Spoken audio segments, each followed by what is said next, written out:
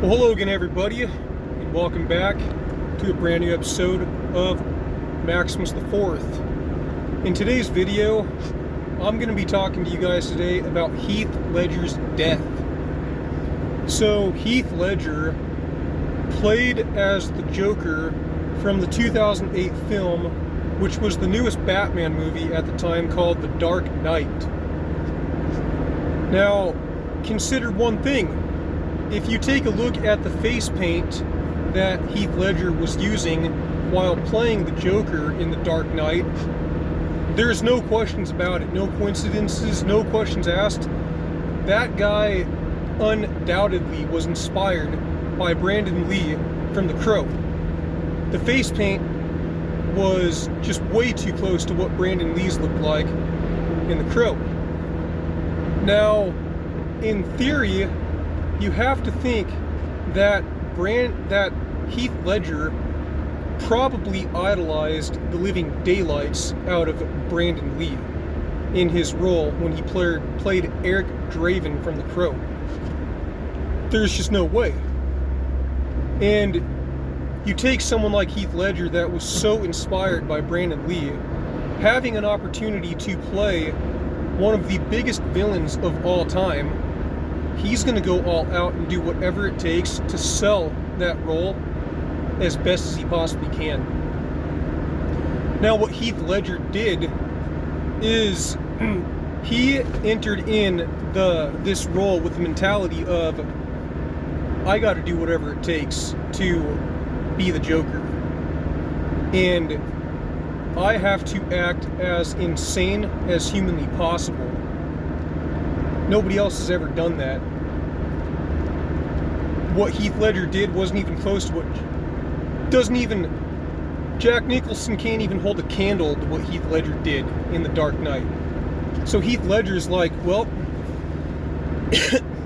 he's contemplating through his head, what is it that I can do to be as insane as possible, just like the Joker?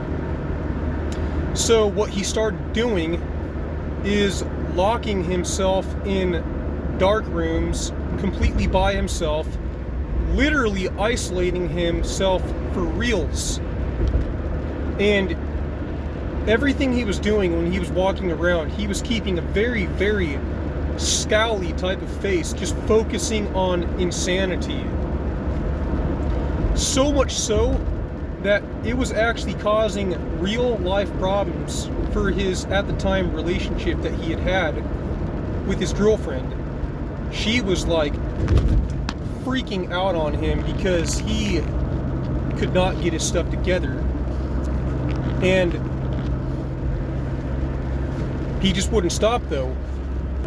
So you have to be very, very careful with whatever it is that you're practicing, because rather you are something or you're not, you can literally become something that you're not if you put enough effort and time into it. And as a result of Heath Ledger practicing way too hard to do whatever it took to become insane, to be insane, he didn't just act insane, he became insane. And he lost his ever-beloved mind because he could not get his head off of the role as playing the Joker and doing literally whatever it takes to look as real as possible. Oh, was it real? Oh, it was real, all right. It was absolutely real. And as a result, I think during the filming of The Dark Knight, it was either during the filming or after the movie was done, but I think it was during the filming, if I'm not mistaken, Heath Ledger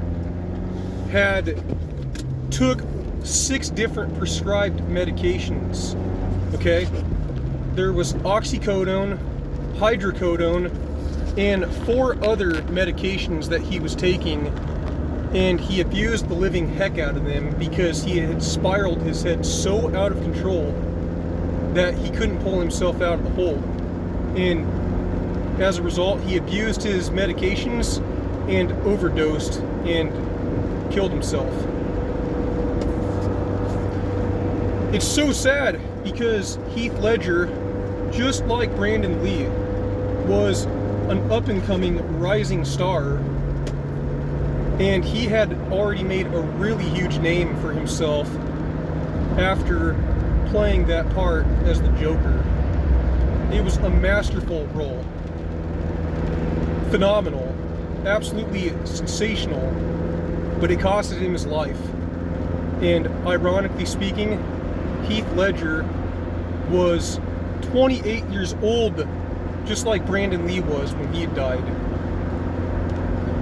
And it is just so sad to me how there are legends out there, just like Brandon Lee and Heath Ledger, and even Bruce Lee for that matter. Those are three different guys, except for Brandon Lee, because Brandon Lee didn't die on purpose. It was a gunshot accident. But Bruce Lee pretty much killed himself too.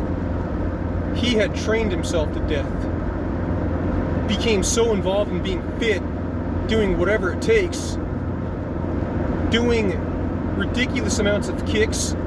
Bruce Lee, behind every single last one of his films, would overly exercise, and it caused a brain aneurysm. So it doesn't matter what you're doing. You have to do everything in moderation. It doesn't matter if you're exercising. It doesn't matter if you're playing a part.